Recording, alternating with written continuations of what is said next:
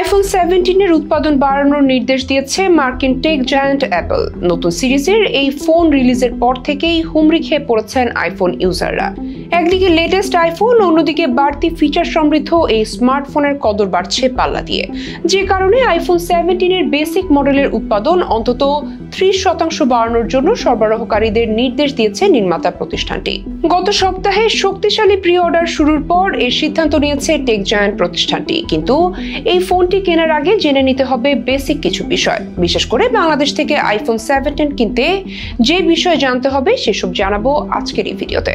বিশ্বের সবচেয়ে কাঙ্ক্ষিত এক মোবাইল ব্র্যান্ডের নাম অ্যাপল, যাদের আইফোনের চাহিদা বিশ্বজুড়ে। সবচেয়ে আধুনিক এবং সিকিউরড এক স্মার্টফোন হিসেবে দুনিয়া জুড়ে মনোপলি বিজনেস করে যাচ্ছেন মার্কিন এই প্রযুক্তি প্রতিষ্ঠানটি। বাংলাদেশের বাজারেও দেদারসে চলছে আইফোন বিক্রি। তবে সম্প্রতি বাজারে আসা এই আইফোন নিয়ে আগ্রহ বেড়েছে প্রায় সবার। তবে একেবারেই যারা আইফোন ইউজার তাদের জন্য যেন নতুন এক আলোড়ন সৃষ্টি হয়েছে স্মার্টফোনটিকে ঘিরে। মূলত 2007 সালে প্রথম আইফোন উন্মোচন করে অ্যাপল। এরপর থেকে ধীরে ধীরে নানা পরিবর্তন আনা হয়েছে। তবে এবারের পরিবর্তনকে সবচেয়ে বড় অগ্রগতি হিসেবে দাবি করেছেন অ্যাপল প্রধান টিম কুক।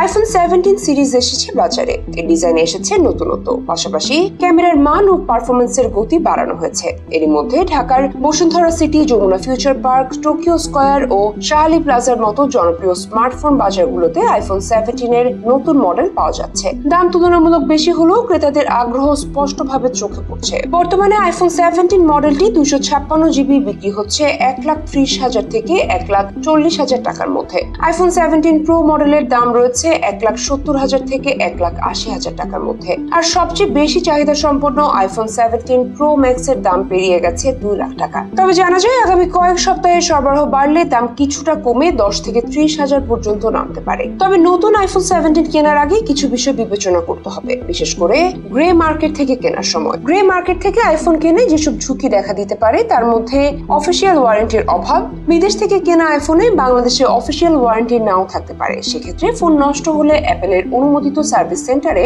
মেরামতের সুযোগ পাওয়া যাবে না।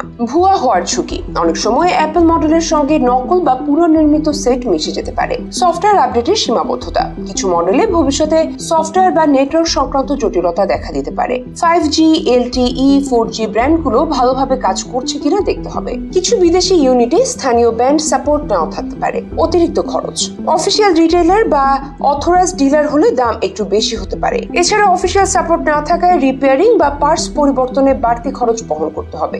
সীমিত বিক্রয়োত্তর সেবা। ট্রাবল শুটিং বা টেক সাপোর্টের ক্ষেত্রে ভোক্তাদের সম্পূর্ণভাবে রিসেলারদের উপর নির্ভর করতে হবে। বিশ্ববাজারে আইফোন 17 সিরিজ ইতিমধ্যে দারুণ সাড়া জাগিয়েছে, বিশেষ করে চীন, মধ্যপ্রাচ্য ও ভারতীয় বাজারে। এর মধ্যে প্রো ম্যাক্স মডেল বিক্রির শীর্ষে রয়েছে। বাংলাদেশে এখনো অফিসিয়াল লঞ্চ না হলেও আইফোন 17 এর আগমন প্রমাণ করে দিয়েছে অ্যাপলের জন্য এদেশ একটি সম্ভাবনাময় বাজার। গ্রে মার্কেটে ক্রেতাদের উচ্ছ্বাসে পরিষ্কার করে দিচ্ছে এখানে ব্র্যান্ডটির প্রভাব যথেষ্ট শক্তিশালী।